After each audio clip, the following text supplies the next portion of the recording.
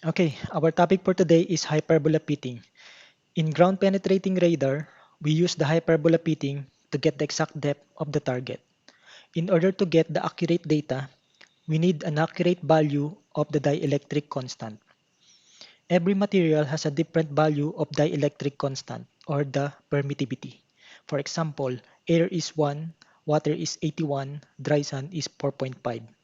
In the OIRAD Android application, hyperbola pitting is not available feature, so we will use another third-party software called Prism. So this is the software, Windows software Prism 2.5. I'll be using this one as an example. So let's say we want to scan this area. So first, we need to set up the OIRAD Android app. So select the Android app from the phone, then select survey, and then select this one. So for the survey parameters, select the dielectric. So let's say water. So take note, we have a depth scale 0.19 meters to 1.67 meter. So if I change the dielectric value to 10, silt 10, so the value has changed 0.53 m to 4.74 m. Let's say another dielectric basalt 8.0, so 0.59 meters to 5.3 meters. So whenever we change the dielectric, the depth scale also changes. So in our field, so the value is, I'll choose the pastoral land 13.0. So we have a 0.46 meter to 4.16 meter. So that's the initial dielectric value in our example. Next, I'll choose the 100 nanoseconds.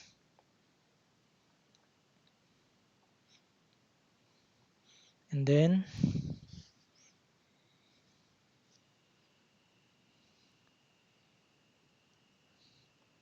we can now proceed on the scanning.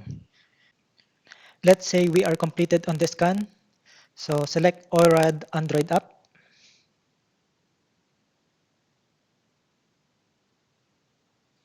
And then select Open File. Select 2D survey files. So select 3 holes. Take note of the file extension. We have the .irad.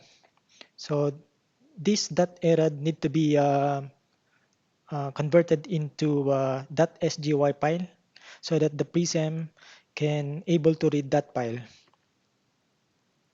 So select Open.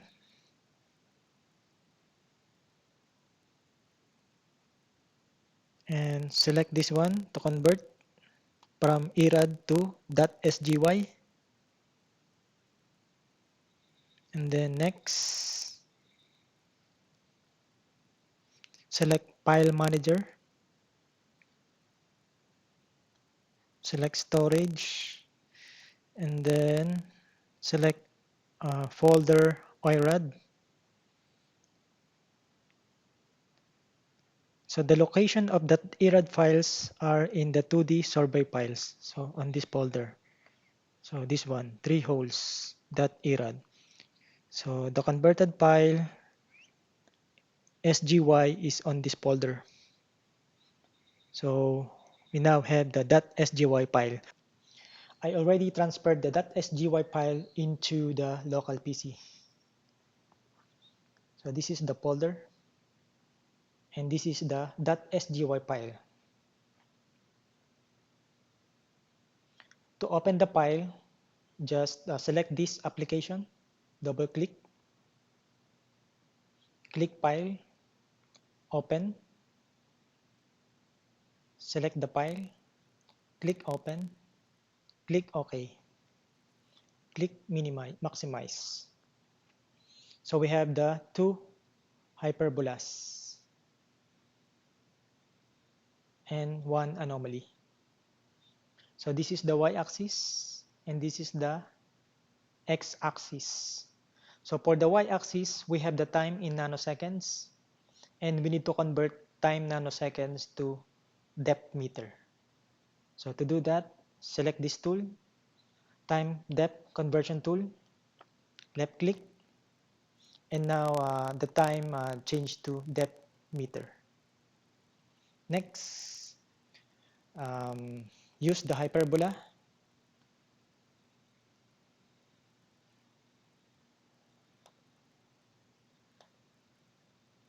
So this is the signal hyperbola. So the white hyperbola. And this is the target hyperbola. For the demo, I'll use the first hyperbola. So we need to fit this signal hyperbola to our target hyperbola.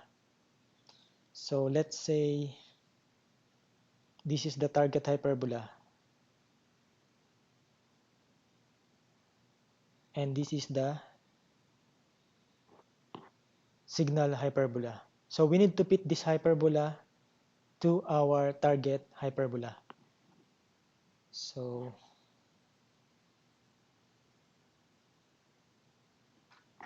like this one. So signal hyperbola fitted into the target hyperbola. So let's try on the prism. By the way, this is the outside of the hyperbola and this is the inside of the signal hyperbola. To maximize the signal hyperbola, just left click or right click the outside of the signal hyperbola.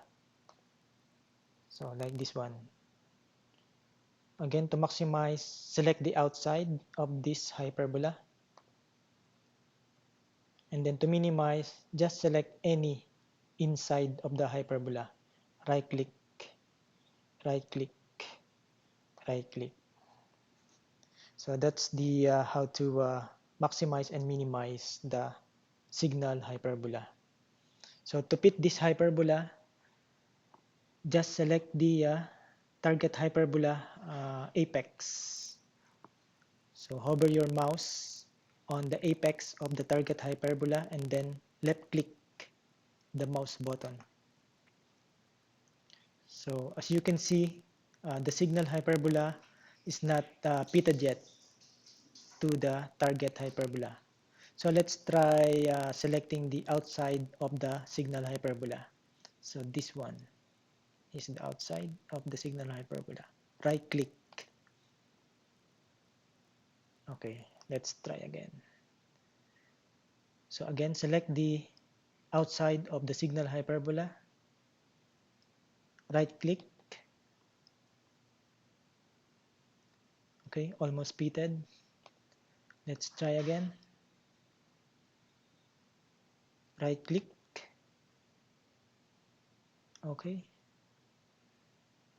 Okay, last. Right click on the outside of the signal hyperbola. Okay.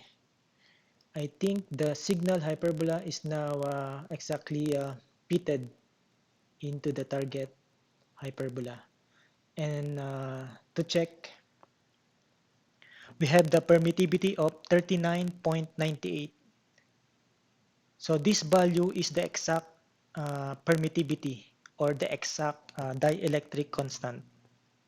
So to change the value of the permittivity on the prism, select this tool, left click, and then permittivity change to 39.98.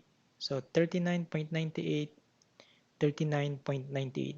So again, this is the exact dielectric constant and we need to change the permittivity of the prism. So 39.98. Click OK. Okay, now we have the exact permittivity and to get the exact target depth, select this tool, point info tool, left click, and then hover the mouse on the vertex or apex of the first target. So this is the vertex or apex of the first target. Left click, and now we have the depth of 0.88 meter. So this is the depth of the first target, 0.88 meter. So this is the first target, 0.8 meter.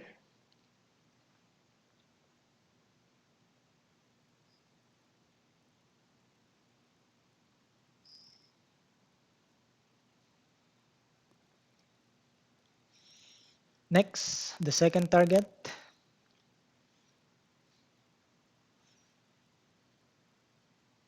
So select point info and then apex of the second target. So the peak of the second hyperbola, left click. So we have 1.09 or 1.1 meter. So we have 1.1 meter for the second target.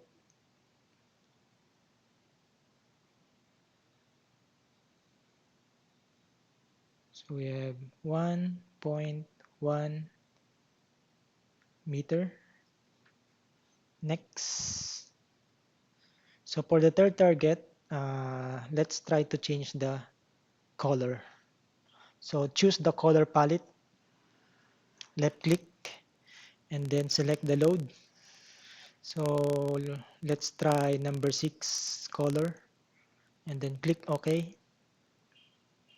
So this is the third target or the third anomaly. So this is the apex of the anomaly. Left left click the mouse button, and we have the depth 1.7 meter. Okay, we have the last target.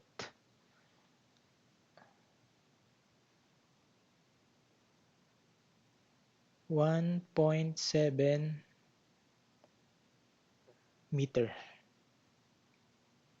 So again, the first target from the ground surface down to the top surface of the target have 0.8 meter. The second target, we have 1.1 meter. Third target, 1.7 meter. So that's the accurate depth of the three targets. After getting the accurate permittivity or the accurate dielectric constant, we also got the accurate depth using the prism hyperbola fitting. And normally this is the correct data we provide to the customer, as they can save time, effort, and money when locating the targets and deciding to dig manually or use heavy equipments. And that will depend on how deep the targets are. Okay, that's all for now, and thanks for watching.